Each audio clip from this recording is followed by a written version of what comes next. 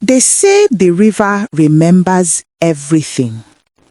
Every secret whispered at its banks. Every tear dropped into its current. Every deal ever made in the dark. This is the story of Adaeze, a woman who went to the river with a wish and was never seen again. The most frightening part is not how she vanished. It is why she went back. In a village called Uzomiri, which means the path of water, there lived a woman named Adaeze. Her name meant daughter of a king, but her life felt like anything but royalty. Her husband had died 2 reigns ago, leaving her with 3 children, a leaking roof, and a debt to the village elder that grew heavier with every harvest. The other women had their husbands, their farms, their peace. Adaeze had only her hands and her pride, which she wore like a wrapper too fine for the work she was doing. She never asked for help. She never cried where others could see. But at night she would sit by the window and listen to the river. That great dark river that cut through the village like a scar. And she would whisper her wishes into the air. In Uzomiri, every child was taught one rule before they could walk properly. Do not go to the river after dark. Not because of crocodiles, not because of the current, but because of the river spirit. The elder said it wore the face of someone you loved. It spoke in a voice like cool water on a hot day, and it offered exactly what you needed at a price it never told you up front. 3 women before Adaeze had made deals with the river spirit.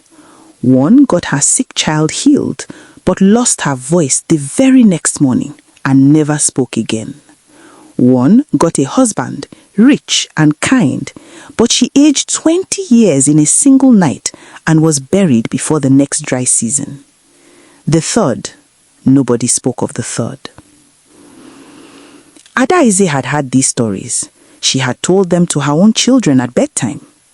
But that was before the debt, before the hunger, before the night the elder came to her door and told her she had 7 days before he took her children to walk off what she owed.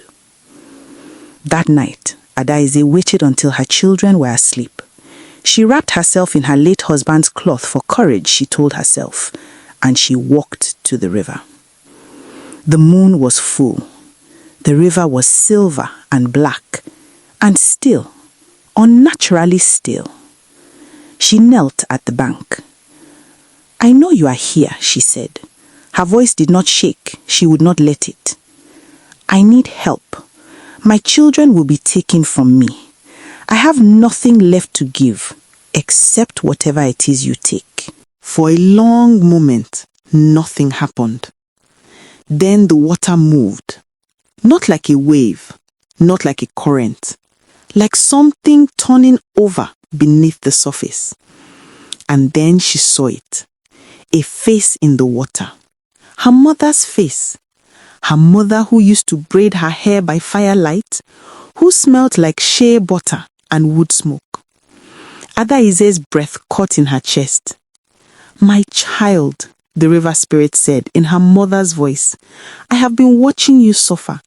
You deserve rest. You deserve abundance. I can give you everything you have lost." Adaeze closed her eyes. She knew this was not her mother, but the voice, that voice. "What is the price?" she whispered. The spirit smiled, and for just a second, the face slipped. Something ancient and cold looked out from behind her mother's eyes. "Nothing you will miss," it said. "Come back in 3 days. Your debt will be cleared. Your children will eat. Come back in 3 days, alone." The next morning, Adaeze woke to find a clay pot outside her door. Inside was enough cowries to pay the debt 10 times over. She stood there for a long time staring at it. She paid the elder. She bought food, enough to fill the entire hut. She repaired the roof. She bought her children new wrappers and watched them laugh for the first time in months. For 3 days, everything was good. More than good. Perfect. Her neighbors noticed. Adaize, where did this wealth come from? She smiled and said her family had sent it from the city. Her eldest daughter, Chisom, a sharp girl of 10, looked at her mother for a long time and asked, "Mama, why do you keep looking at the river?" Adaize said nothing, because she had been looking at the river all 3 days, watching it. And sometimes just before dawn, she could have sworn the water was watching her back. On the 3rd night, Chisom grabbed her mother's hand. "Do not go, Mama." Adaize froze. "Go where? I am not going anywhere." "I hear you at night," Chisom said. Her eyes were too old for her face. "Talking to the water. Mama, the elders say many things," Adaize said firmly. She kissed her daughter's forehead. "Go to sleep. I am here." She waited until the child's breathing slowed. Then she rose. She told herself she was only going to the bank, just to say she had come to honor the deal. She would not go in. She would not let it touch her. She was smarter than the others. She would take the gift and walk away. That was her one mistake. Thinking she was in control of something that was older than her grandmother's grandmother.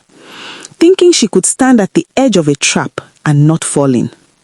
She walked to the river. The water was already moving when she arrived, waiting for her. The face rose again, her mother's face, smiling now, warm and open and full of love. "You came," it said. "I came," Adaize said. "I kept my end. The deal is done." The river spirit tilted its head slowly. "Yes," it said softly. "The deal is done. But Adaize, you never asked what you agreed to give." A cold feeling spread from the back of her neck down into her spine. "What did I give?" she whispered. The spirit reached out from the water, a hand that looked exactly like her mother's hand. "Your return," it said. "You agreed to come back, and anything that comes to the river belongs to the river." Adaize took one step back, then another, but the ground behind her was gone. There was only water everywhere, silent and black and waiting. And then she was gone too. When dawn came, Chisom woke and called for her mother.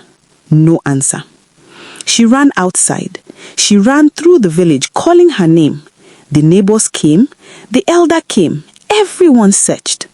They found nothing at the house, nothing on the road. At the bank of the river, they found only one thing. Her late husband's cloth, folded neatly at the edge of the water, as if she had set it down carefully before stepping in.